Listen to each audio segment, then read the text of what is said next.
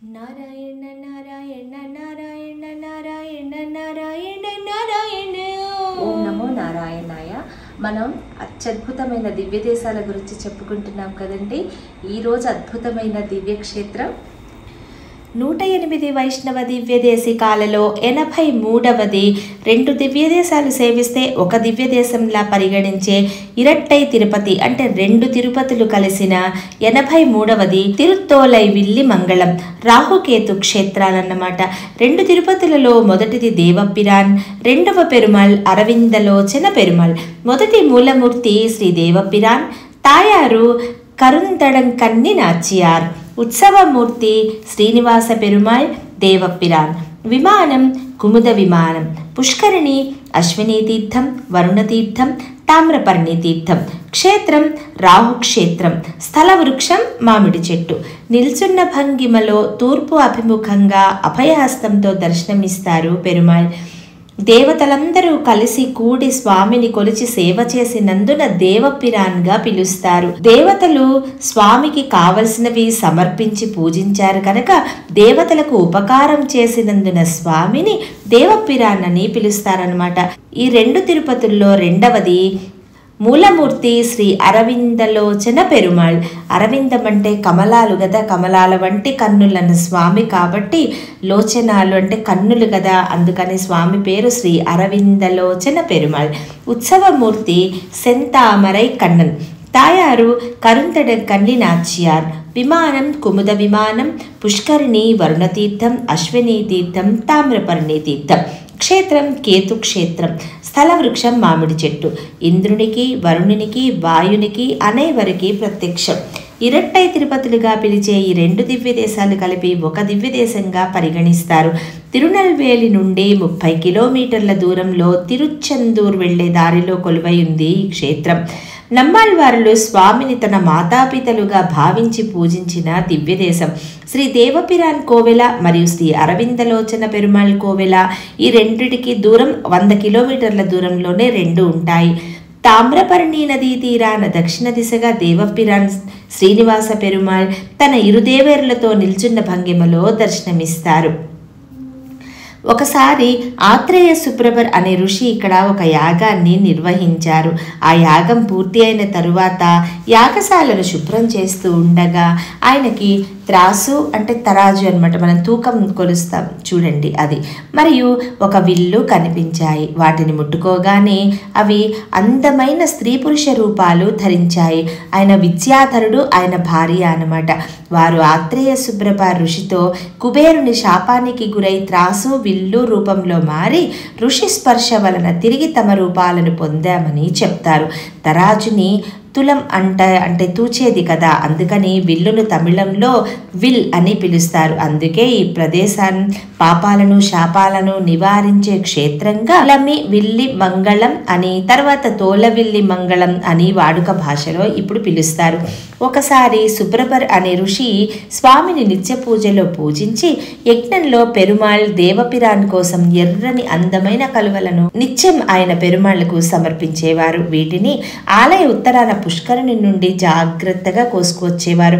ఒకసారి విష్ణుమూర్తి గమనించి ఈ ఋషి ఇంత అందమైన ఎర్రని కలువలను ఎక్కడి నుంచి తీసుకొస్తున్నారని గమనించాలనుకున్నారు. ఆయన ఋషిని అనుసరించటంతో ఎందుకు స్వామి నన్ను అనుసరిస్తున్నారని అడుగుతారు. దాంతో ఆ ఎర్రని కలువలను తను అబ్బురపరిచి ఆకర్షించాయని అక్కడ తనను ఎర్రని కలువలతో పూజించమని చెప్పారు. ఎందుకంటే కలువల కోసం కోనేరంతా తిరిగి అలసిపోయానని, కోవెల దాకా వచ్చే ఓపిక లేదని చెప్తారు. సంతోషపడిన మహర్షి ఎర్రని కలువలతో శ్రీనివాస పెరుమాళ్ దేవపిరాన్ను పూజించారు. అందువలన ఎవరైతే ఈ క్షేత్రంలో ఎర్రని కలువలతో పూజిస్తారో వారి పాపాలు నశించిపోతాయని చెప్తారు. ఆళ్వారులు స్వామిని తమ పాసురాలలో నిజమైన కలువల, స్వామివారి కన్నుల రెండిటిలో ఏవి గొప్పవి, లేదా స్వామివారు నిల్చున్న పద్మపీఠం గొప్పదా అని అన్నిటికీ పోటీ వచ్చిందని, దీంతో దేవతలను కూడా పిలిచి తిరువడి తామర గెలిచిందని చెప్తారు. అందుకే స్వామివారి పాదాలు ఉంచిన తిరువడి కమలాన్ని మనం తల అంచి పూజిస్తామన్నమాట. బ్రహ్మదేవుని సలహాతో అశ్వనీ దేవతలో ఇక్కడ పెరుమాళ్ని తపమాచరించి పూజించారు. చేతిలో కలువలతో ప్రత్యక్షమైన పెరుమాళ్ వారి కష్టాలను తొలగించారు. అశ్విని దేవతలు వైద్యులు. వీరు అత్యంత ధర్మంతో తమ వైద్య వృత్తిని నిర్వర్తించేవారు. లోకంలో ధర్మంలో చేసే యాగ హవిస్సు వీరికి చెందుతుంది. అధర్మం మొదలవటంతో వారికి హవిస్సు సక్రమంగా అందకపోవటంతో వారు శాపానికి గురై వారు బ్రహ్మదేవుని సలహాతో తపస్సు చేసి వారి పాపాలను పోగొట్టుకున్నారు. భీడగన్ అనే ఒక అతను ఉండేవాడు. ఆయన కుష్టు వ్యాధితో బాధపడుతూ గంగా తీరంలో నివసిస్తూ ఉండేవాడు. ఇక్కడ పెరుమాళ్ని పూజించటానికి వచ్చి ఆయన ఈ పుష్కరిణిలో స్నానమాచరించినందున కుష్టు వ్యాధి నుండి విముక్తి పొందారు. ఇక్కడ పెరుమాళ్ని చాలా కాలం సేవలందించారు. నమ్మాళ్వారులు పాశురాలతో స్తుతించిన క్షేత్రం. నమ్మాళ్వారులంటే ఈ ఊరని, ఈ ఊరంటే నమ్మాళ్వారులని చెప్తారు. రామానుజాచార్యుల వారికి తిరుక్కన్నపురం ఎలానో నమ్మాళ్వార్లకి ఇక్కడ అలా అన్నమాట. ఆళ్వార్ తిరునగర్ దగ్గర జన్మించిన నమ్మాళ్వార్లు ఈ కుటుంబంలో ఎవరు జన్మించినా ఈ తోలవిల్లి మంగళం వచ్చి స్వామికి సేవ చేసుకునే ఆచారం ఉండేది. జ్యోతిష్యులు ఈ అబ్బాయి జాతకం ప్రకారం పెరుమాళ్ సేవకు వెళ్తే ఇంకా మీ కొడుకులా ఉండడని చెప్తారు. అందుకని అతన్ని సేవకు పంపించవద్దు, మీ దగ్గరే ఉంచుకోమని చెప్తారు. దానికి వారి అమ్మ, నా కొడుకులా ఉండకపోయినా పర్వాలేదు, కుటుంబ ఆచారం ప్రకారం స్వామికి సేవ చేయాలని అందుకే అంకితం చేస్తానని చెప్తారు. ఆ బాబు పుట్టిన తరువాత అందరి పసిపిల్లల్లా పాలు తాగలేదు, పడుకోలేదు, ఏడవలేదు, ఏమి చేయకుండా అలానే స్తబ్దంగా ఉండేవారు. మీకు తెలుసు కదా నమ్మాళ్వారుల జీవిత చరిత్ర. ఆయనకి మారన్ అనే పేరు ఉండేవారు. అందుకే స్తబ్దంగా ఉండిపోవటం వల్ల ఆయనని కారిమారన్ అని పిలిచేవారు. అందరి పిల్లల్లా ఉండేవారు కాదు. 16 ఏళ్ళు వచ్చేసరికి మీకు ఇంతకుముందు చూపించాను నిర్నిద్ర తింత్రిని, నిద్రపోని చింత చెట్టు, ఆ తొర్ర ఉండేదండి, ఒక భాగం అనమాట. అందులో ఉండిపోయారనమాట.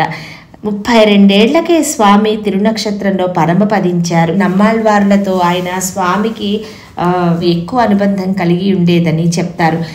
కూరత్తాళ్వార్లు ఆయన పాసురాలలో నిజమైన కలువలు సాయంత్రానికి వాడిపోతాయి, కానీ పెరుమాళ్ల పద్మాల వంటి కన్నులు దర్శిస్తే ఎప్పటికీ కరుణ కురిపిస్తూనే వాడకుండా ఉండి మనల్ని అనుగ్రహంతో స్వామి కరుణిస్తారని చెప్తారు. అంతేగాని కలువలకి స్వామివారి కన్నులకి ఏ పోలిక లేదు, పోల్చటమే తప్ప అవి భక్తులను కోరికలు తెలియని తామరలు కాదు, అన్నీ తెలిసిన పెరుమాళ్ల కనులే తామరలు కనుక అరవిందలోచనుడు అని స్వామికి పేరు. ఈ ఆలయ ప్రాముఖ్యం ఏమిటంటే వైశాఖ మాసంలో విశాఖ నక్షత్రంలో 5వ రోజు ఇక్కడ 9 గరుడ సేవ జరుగుతుంది. ఇక్కడ నమ్మాళ్వారుల విగ్రహం వైకుంఠ ఏకాదశి రోజు శ్రీరంగానికి తీసుకెళ్తారు. నవ తిరుపతుల పెరుమాళ్ళు అందరూ ఈ క్షేత్రాలకి వచ్చి 6వ రోజున తిరిగి వారి ఊర్లకు చేరుతారు. దేవపిరాన్ అరవిందలోచన పెరుమాళ్ళు మాత్రం కనుచూపు మేర ఒకరిని ఒకరు చూసుకుంటూనే వెళ్తారని చెప్తారు. అత్యద్భుతమైన దివ్య క్షేత్రం. నవ తిరుపతులలో 2 తిరుపతులను ఒకేసారి చూడగలిగిన తిరుత్తోలైవిల్లి మంగళం అత్యద్భుత శ్రీ వైష్ణవ దివ్య దేశాలలో 83. సో ఇదండి అద్భుతమైన స్థల మహత్యం, ఈ పుణ్యక్షేత్రం, ఈ దివ్య దేశం గురించిన పవిత్రమైన స్థల పురాణం. సో ఈ అద్భుతమైన దివ్యక్షేత్రాన్ని మీరు దర్శించండి. మీ అనుభవాలను మాతో కూడా పంచుకోండి. ఒకవేళ మాకు తెలియని ఏమైనా మంచి విషయాలుంటే దయచేసి తెలియచెప్పండి. ఓం నమో నారాయణ.